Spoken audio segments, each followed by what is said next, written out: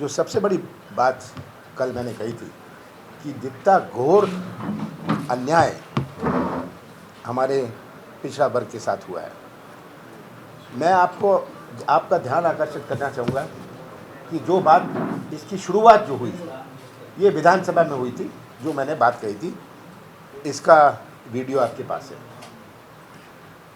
चुनाव कराने के लिए उसके पहले का जरा सुनिएगा।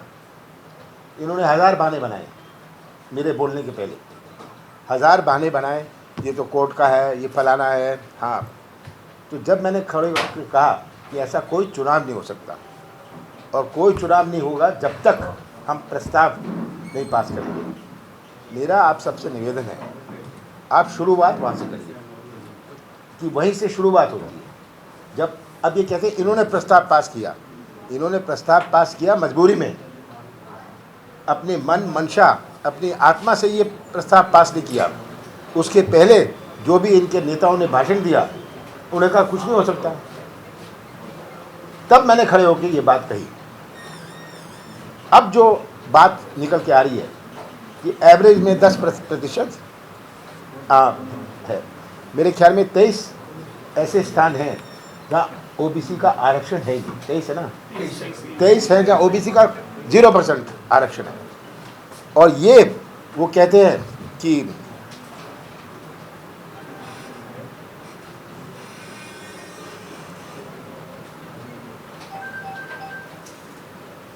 ये तो है ना, मैंने आपको दे दिए थे कल, तो ये मैं दोहराना नहीं चाहता, पर 23 ऐसे हैं जहाँ आरक्षण है ही नहीं। और ये अपने होर्डिंग लगा रहे हैं बधाई देते हुए। किसका पैसा खर्च हो रहा है?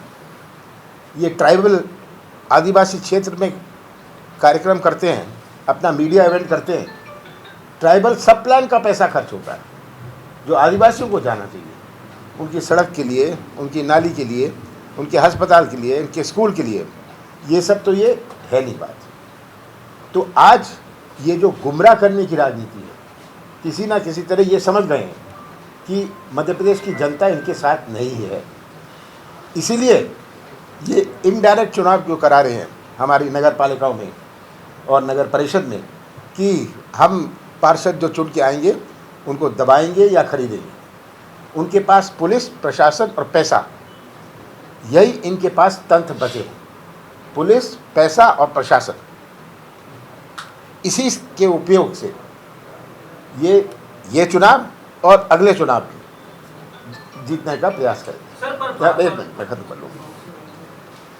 चिंता की बात किसी चुनाव की नहीं है, चिंता की बात है भविष्य की। 1 लाख नौजवानों को रोजगार मैं दूंगा इस साल, शिवराज ने कहा। कौन से 1 लाख? आज मध्य प्रदेश नंबर 1 आदिवासियों के अत्याचार पर, मध्य प्रदेश नंबर 1 महिलाओं के अत्याचार पर, और शिवराज सिंह जी हैं मामा। किसानों के अत्याचार में नंबर 1, किसानों के साथ अन्याय में नंबर 1।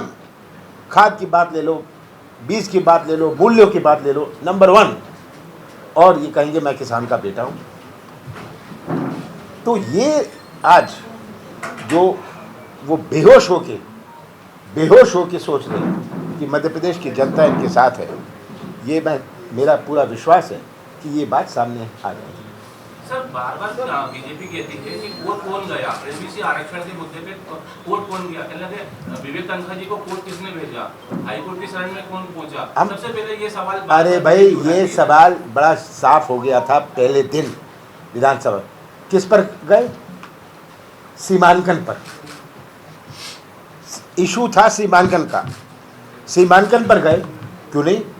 सीमांकन पहले हो गया था, नई पंचायतें बन गई थी और 5 साल बाद तो नई पंचायतें बननी चाहिए उनकी आबादी के हिसाब से, उनकी भौगोलिक स्थिति के हिसाब से, कि एक पंचायत अगर एक गांव जुड़ा है जो 10 किलोमीटर है उस पंचायत से, आपको सीमांकन तो सही करना पड़ेगा। इशू सीमांकन का था, यही मैंने कहा। आप कृपा करके, मेरा आपसे निवेदन है, वो आप देख लीजिए, नहीं है तो मेरे यहाँ से मंगवा लीजिए। यही बात मैंने कही, ये आप डाइवर्ट मत करिए इशू, इस पर आइए, आरक्षण की बात करिए। आरक्षण पर आपने क्या किया? अगर जब कोर्ट ने उठाया आरक्षण की बात, ये तो चुप बैठे रहे। हमने तो 27% कर दिया था। हमने तो 2019 में 27% कर दिया था।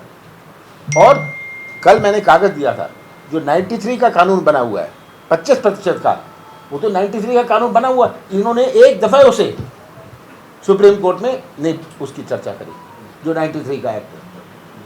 और ये क्योंकि इनका मन साफ नहीं था, और ये घोर अन्याय है जहाँ 50% जनसंख्या हुई। इनकी गवर्नमेंट है, संविधान में संशोधन नहीं हो सकता। सुप्रीम कोर्ट बड़ी है कि संविधान बड़ा है? संविधान में संशोधन कर लेते। पहले दफे जब सुप्रीम कोर्ट में गए इतना समय था, यहाँ हमने तो कहा कि आप फिर से विधानसभा का सत्र बुलाइए, हम प्रस्ताव पास करेंगे कि संविधान में संशोधन हो। पर ये वापस सुप्रीम कोर्ट गए और ये नतीजा आया। और आज इस जो सुप्रीम कोर्ट का ऑर्डर है उसका परिणाम से ये लोगों को गुमराह करना चाहते हैं। जमीन की स्थिति जो है वो मैंने कल आपके सामने रख दी। महापौर के टिकट क्या विधायकों को भी दिए जाएंगे? अब हम तो देंगे जो सबसे काबिल है, जो सबसे जीतने वाले हैं, और कई जगह के तो हमने तय कर लिए।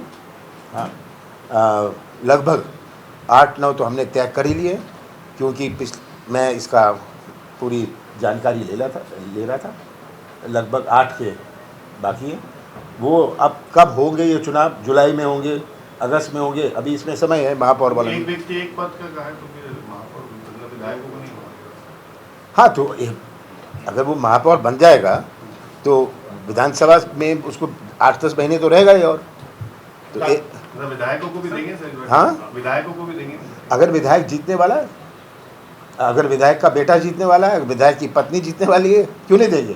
सर कोई सर्वे भी कराएंगे क्या इसको लेकर? सर्वे मैंने बहुत करवा लिए, और सर्वे कैसे होते हैं इसका ज्ञान मैं भारतीय जनता पार्टी को दे सकता हूँ। सर, प्रदेश अध्यक्ष बीडी शर्मा कह रहे हैं कि जिन्होंने ओबीसी के विरोध में सुप्रीम कोर्ट में लड़ाई लड़ी, कांग्रेस ने ऐसे व्यक्ति को राज्यसभा में भेजा है, जबकि किसी ओबीसी के व्यक्ति को भेजना चाहिए था। वो क्यों चिंता कर रहे हैं कि हम किसको भेज रहे हैं? हाँ, वो अपनी चिंता करें। जब उनकी सूची आएगी देश भर की, तब देखिएगा उनकी सूची में क्या है। वो ये कह रहे हैं कि आपने भले ही नहीं भेजा, लेकिन वो ओबीसी वर्ग के लोगों को भेजेंगे राज्यसभा। जरूर भेजें, अच्छा होगा भेजें।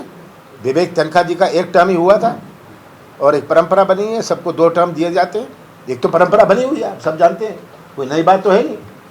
तो जिसका 1 टर्म पहले था, अगर उसको 2 टर्म हमेशा कांग्रेस पार्टी ने दिया है, तो इसके बाद तो स्टार्ट ही इससे हुआ कि इसका तो 1 ही टर्म हुआ है। और विवेक तनखा जी ने पार्टी की सेवा करी, पार्टी की बहुत सेवा पहले करते थे।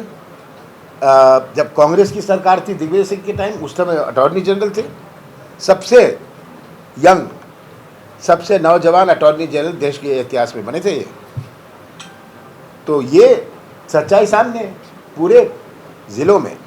मैं जानता हूँ कैसे इन्होंने टीम बनाई, कैसे सब जिलों में टीम बनाई। और आज ये जो प्रशासनिक अत्याचार है, जिसकी हमने एक समिति बनाई है, जिसके दिग्विजय सिंह हैं, वो 4-5 दिन में अपनी रिपोर्ट बना रहे। हम कहाँ मैं तो कहता हूँ 70% अत्याचार जो हो रहा है, राजनीतिक अत्याचार, ये तो अखबारों में नहीं आता। सर, आपने निर्देश दिए अपने कांग्रेस के नेताओं को कि वो सड़क पर उतरे और वचन पत्र के लिए जनता से राय मांगे। हाँ बिल्कुल, हमने वचन पत्र का काम शुरू कर दिया, और इसमें हमने राजेंद्र सिंह को, जिन्होंने पहले वचन पत्र बनाया था, उनको जिम्मेदारी दी। राहुल सिंह जी को जिम्मेदारी दी है कि ये 18 साल की चार्जशीट बनाएं, वो भी चार्जशीट बनाने में जुड़े। ये सब काम शुरू हो गया, तो हमारा ट्रैक पर चल रहा है। चलो, अत्याचार की बात की, गोविंद सिंह को प्रोटोकॉल नहीं दिया जा रहा है कई जगह,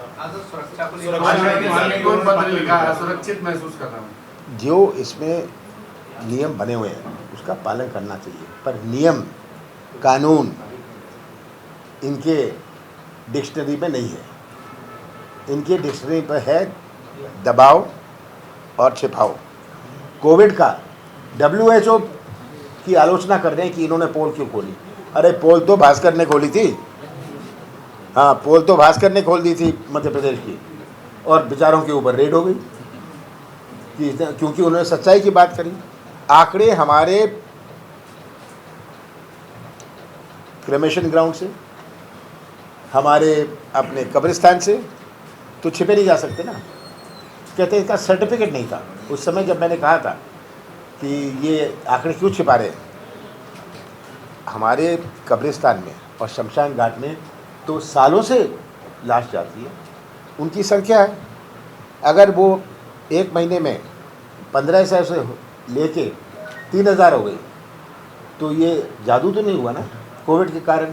इनका जवाब है कि इनका कोविड का सर्टिफिकेट नहीं था, तो वो लाश कब ले जाएगा या कोविड का सर्टिफिकेट लेने जाएगा, ये प्रश्न था।